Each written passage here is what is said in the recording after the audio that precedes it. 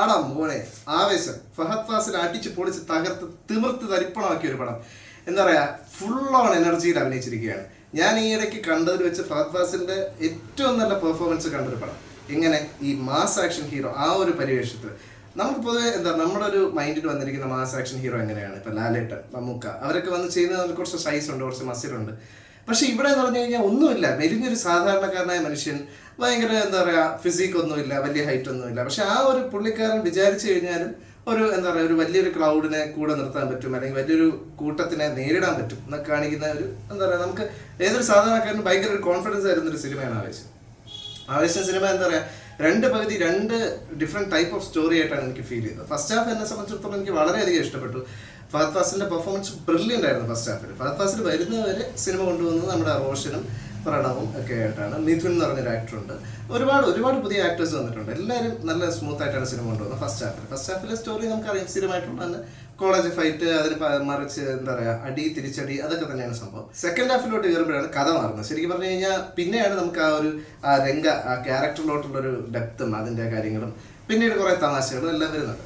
എന്നെ സംബന്ധിച്ചിടത്തോളം first half ഒരുപാട് മിക്സഡ് ഇമോഷൻസിലൂടെ ട്രാവൽ ചെയ്യുന്നതുകൊണ്ട് എനിക്കത് കുറച്ചുകൂടെ എൻ്റർടൈനിങ് ആയിട്ട് ഫീൽ ചെയ്തു. പക്ഷേ എല്ലാവർക്കും അങ്ങനെ ആവണമെന്നില്ല. എനിക്ക് പേഴ്സണലി ഫസ്റ്റ് ഹാഫ് ഭയങ്കരമായിട്ട് ഇഷ്ടപ്പെട്ടു. സെക്കൻഡ് ഹാഫിലോട്ട് വന്നപ്പോൾ റെപ്പറ്റേറ്റീവായി കാര്യങ്ങൾ, ഫൈറ്റ് പിന്നെയും ഫൈറ്റ്, അല്ലെങ്കിൽ എന്താ പറയുക, കൂടുതൽ റിവീൽ ചെയ്യുന്നില്ല. എന്നാലും എനിക്ക് സെക്കൻഡ് ഹാഫ് അത്രയ്ക്കും കൂടെ രസിച്ചില്ല. സിനിമ ആവേശം എന്ന് പറഞ്ഞ പേര് കറക്റ്റ് എന്താ പറയുക, കറക്റ്റ് സ്യൂട്ടിങ് പേരാണ്, ആവേശം തന്നെയാണ്. ഭയങ്കരമായിട്ടുള്ളൊരു ആവേശം ഫസ്റ്റ് ഹാഫ് കാണാൻ കിട്ടുന്നുണ്ട്.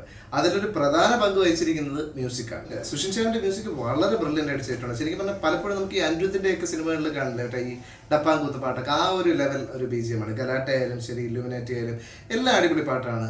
ഞാൻ പറഞ്ഞില്ലേ, സിനിമ ഒരു ടോട്ടലി ഒരു എന്റർടൈനറാണ്. പക്ഷേ എല്ലാവരും പ്രേക്ഷകരെയും തൃപ്തിപ്പെടുത്തുന്ന ഒരു സിനിമയാണോ എന്ന് ചോദിച്ചു കഴിഞ്ഞാൽ അല്ല.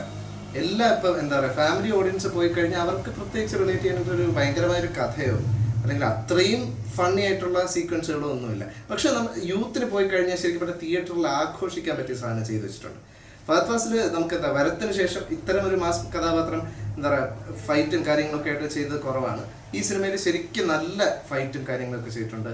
പിന്നെ ഒരു ചെറിയ കത്തി വെച്ചിട്ടുള്ള പരിപാടി എല്ലാം വളരെ രസമാണ്. ശരിക്കും ഭയങ്കര ഒരു ഫണ്ണി ആയിട്ടുള്ള ഒരു ഗുണ്ട, ഒരു ലോക്കൽ സപ്പോർട്ട്. നമ്മൾ സിനിമ കാണുമ്പോഴത്തേക്കും നമ്മൾ പലപ്പോഴും ആഗ്രഹിച്ചു അതുപോലെയൊക്കെ ആവാൻ പറ്റിക്കഴിഞ്ഞാൽ, ഒരു വലിയ ക്രൗഡിനെയൊക്കെ കൊണ്ട് അത്തരം ഒരു ക്യാരക്ടറൊക്കെ ആവാൻ പറ്റിക്കഴിഞ്ഞാൽ ഭയങ്കര രസമായിരിക്കും. നമ്മൾ സ്വയം ഇമാജിൻ ചെയ്തു അത്തരത്തിലാണ് ഈ സിനിമ പൊയ്ക്കൊണ്ടിരിക്കുന്നത്, അല്ലെങ്കിൽ അത്തരത്തിലാണ് ആ ക്യാരക്ടർ നമ്മുടെ ഉള്ളിൽ കയറി പറ്റുന്നത്. പിന്നെ സിനിമയിൽ ഫഹദിനെക്കാട്ടിലും കൂടുതൽ പെർഫോം ചെയ്യാനായിട്ട് അവസരം ലഭിച്ച ഒരാളാണ് സജിൻ ഗോപ്.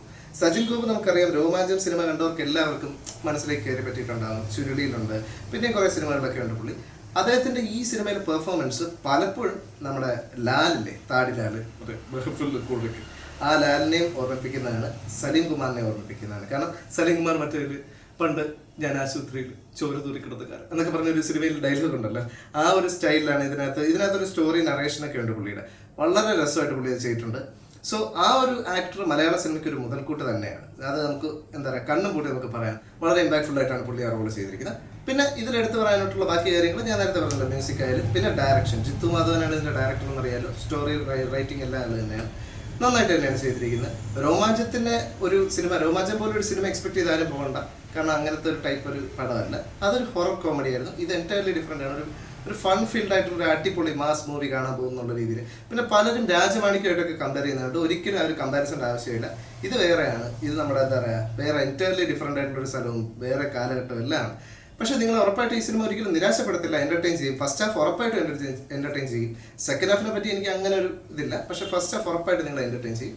നിങ്ങൾ ഈ സിനിമ തിയേറ്ററിൽ പോയി കാണണമെന്ന് ആഗ്രഹിക്കുന്നവരാണെങ്കിൽ കാണുക. കണ്ടതിന് ശേഷം നിങ്ങളുടെ അഭിപ്രായങ്ങൾ കമൻറ്റ് ബോക്സിൽ രേഖപ്പെടുത്തുക. വീഡിയോ ഇഷ്ടമായെങ്കിൽ ലൈക്ക് ചെയ്യുക, ഫ്രണ്ട്സിനും ഫാമിലിക്കും എല്ലാവർക്കും ഷെയർ ചെയ്യുക. GJ Bus എന്ന് പറഞ്ഞ എൻ്റെ ചാനൽ സബ്സ്ക്രൈബ് ചെയ്യുക. അപ്പോൾ ബൈ, ആടാ മോനെ.